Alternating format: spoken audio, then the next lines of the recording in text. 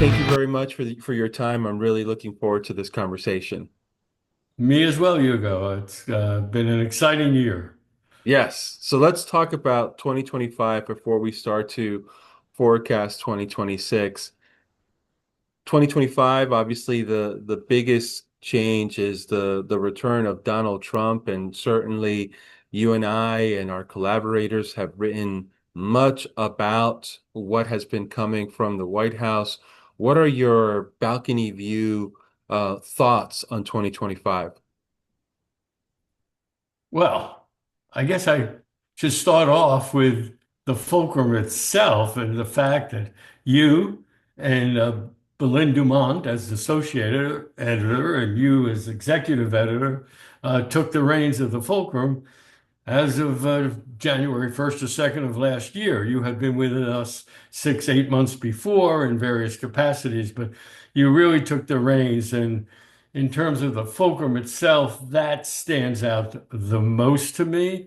We've had dramatic growth in so many areas, and I think you are a major, you and Berlin and the rest of our team and our incredible contributors are all a factor in that.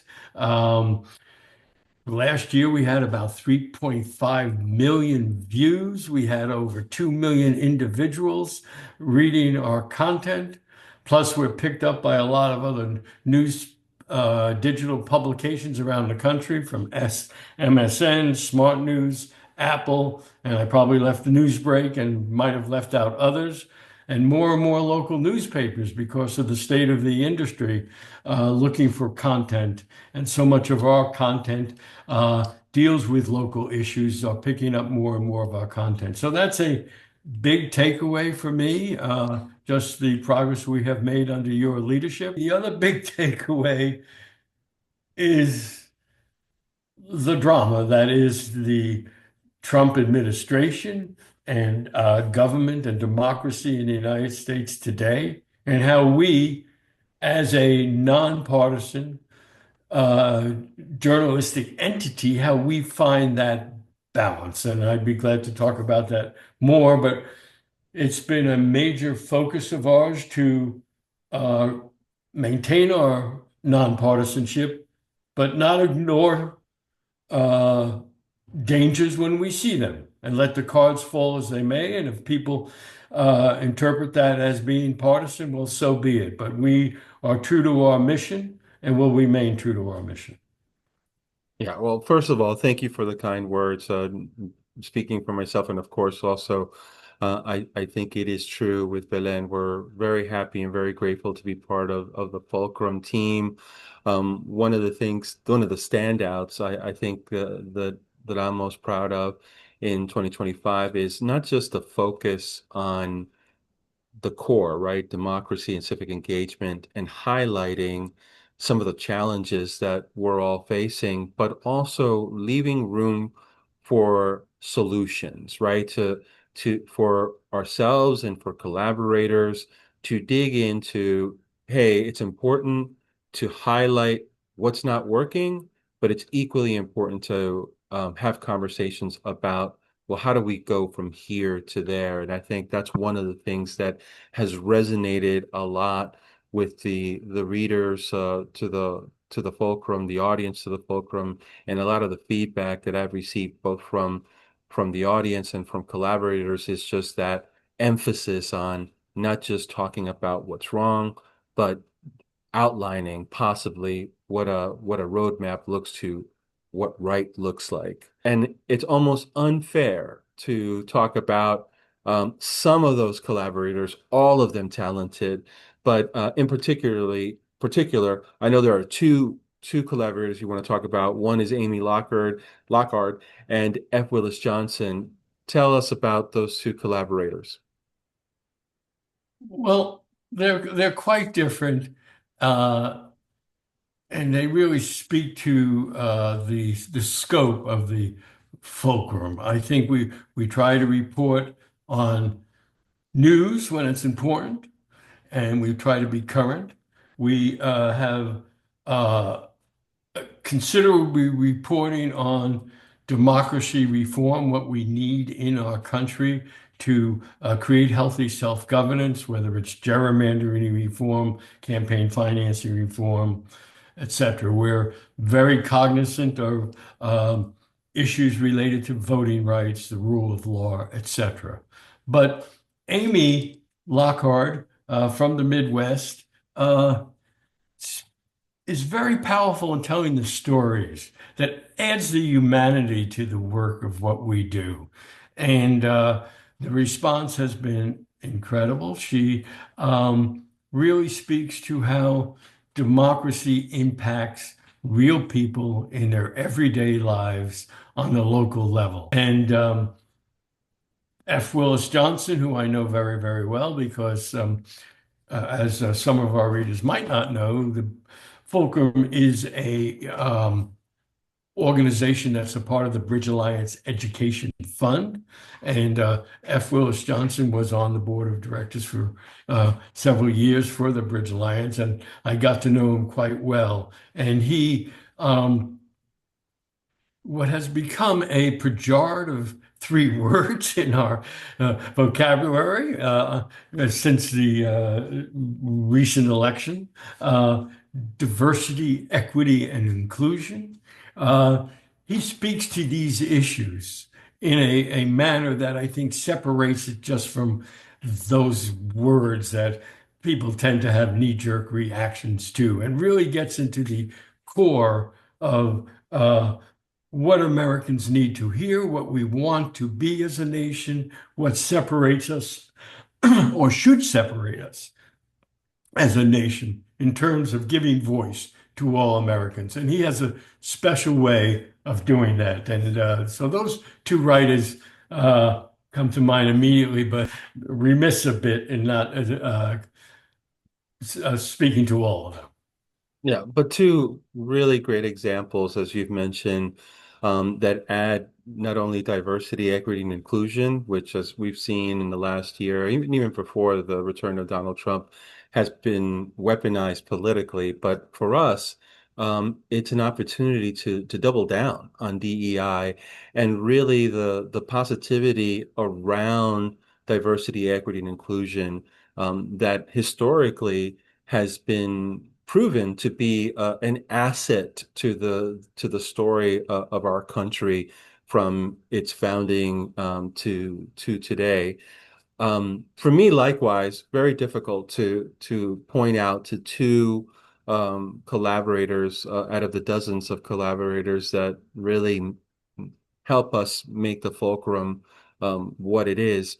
But a standout is Austin Surratt, and he's a continue, he's a collaborator that we hear from very often.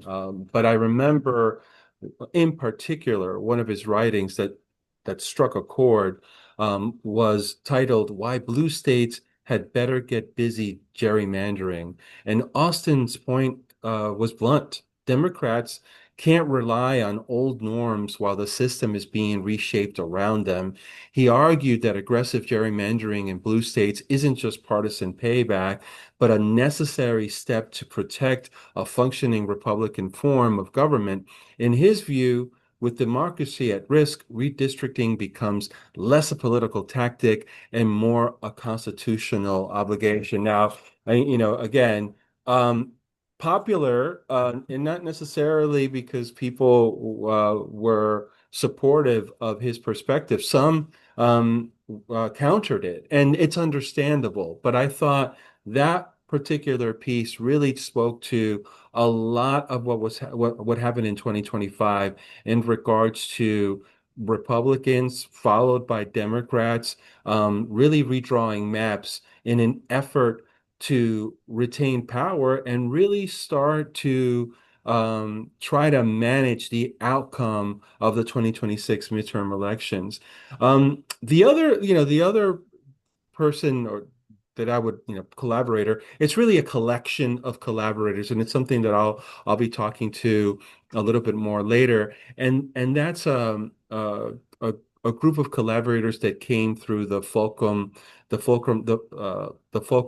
Fellowship, the first fellowship, inaugural fellowship in 2025, where we recruited a group of students from across the country and trained them on solutions journalism, on opinion editorial writing, on complicating the narratives.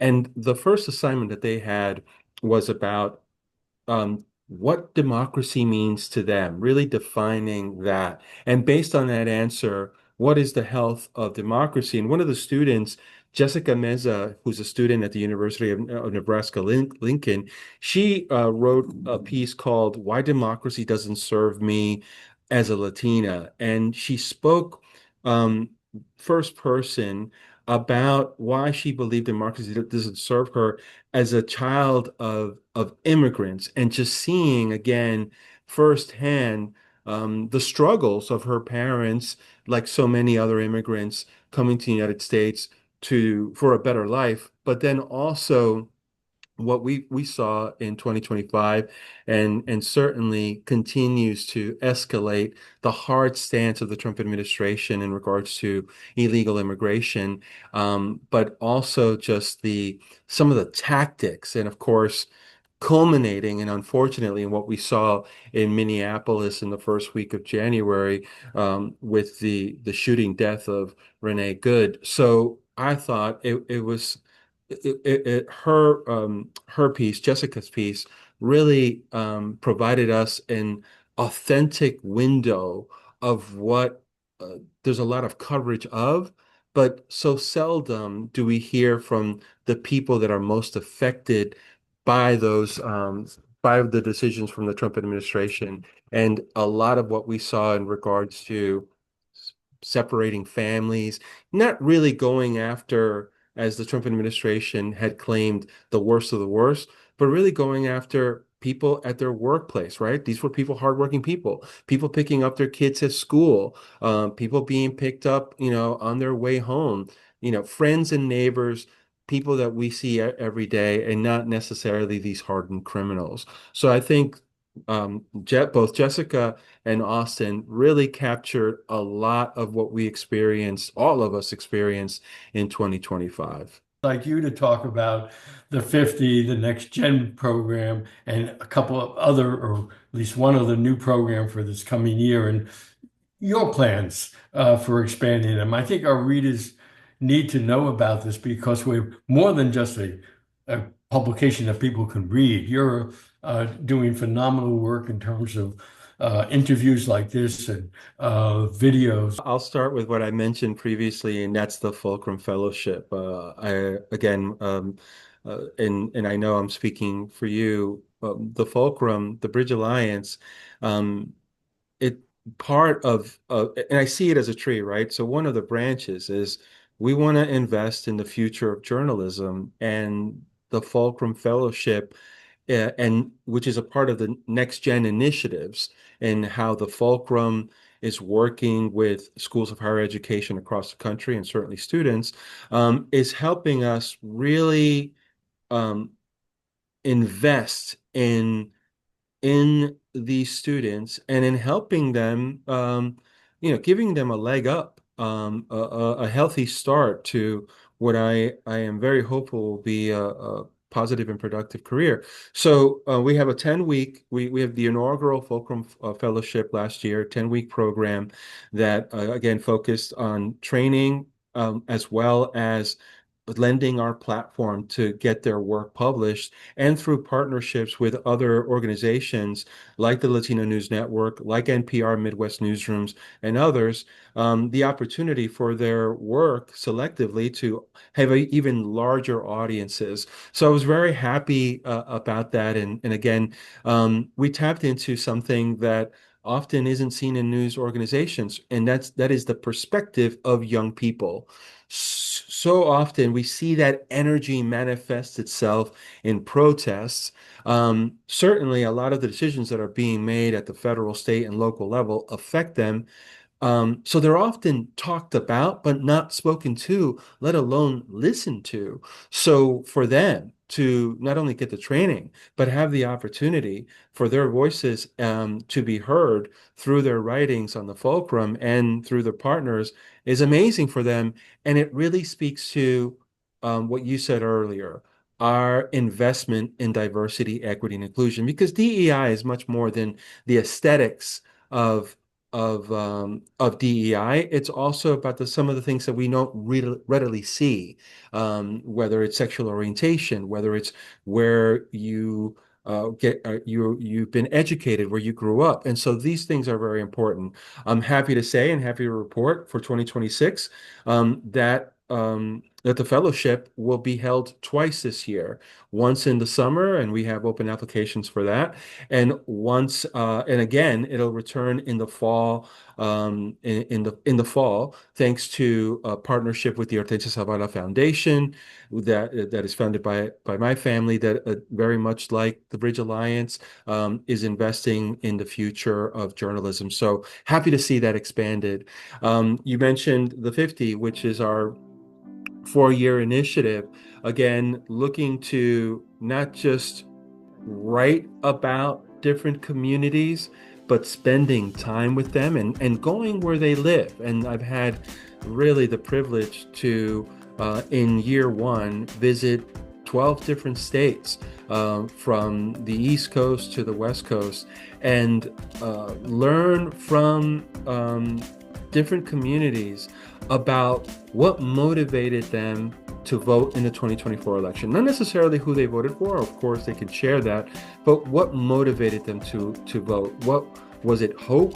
Was it concerns? And then based on those motivations, how's the Trump administration doing in regards to meeting their expectations? And as you can imagine, the answer to that question changes from state to state, and even, as time goes by, the that answer will change. So one of the things that I've learned from listening to people, both those that lean to the right and lean to the left, is that even though there's a lot of noise, especially on social media, that creates this us versus them mentality, the majority of the people that I speak to, first and foremost, see themselves as Americans. I think that that's encouraging, and I'm looking forward to continuing that journey in 2026, and listening and speaking to